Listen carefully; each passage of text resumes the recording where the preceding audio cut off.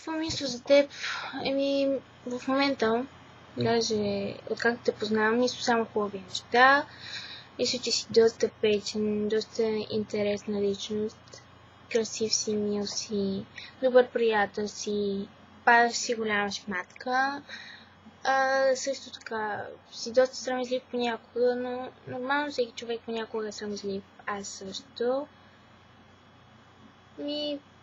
За сега мога само да те хваля, нищо лошо не мога да кажа. Надявам се, никога не е казал нищо лошо за теб. Но това не означава, че трябва да се възгордяваш. Точно обратно. Да. И това е. Впрочем, ако ти си ми задал въпроса и ме гледаш, знаеш, че си забравил очилата в нас. Да.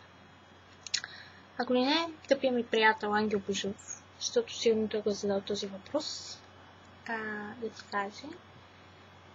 Но ако искаш ми ги връщай, моите очила. Аз ще си остана с твоите, тебе сте много ми отива. Така че... Но той е красив човек, какво всичко му отива. Да.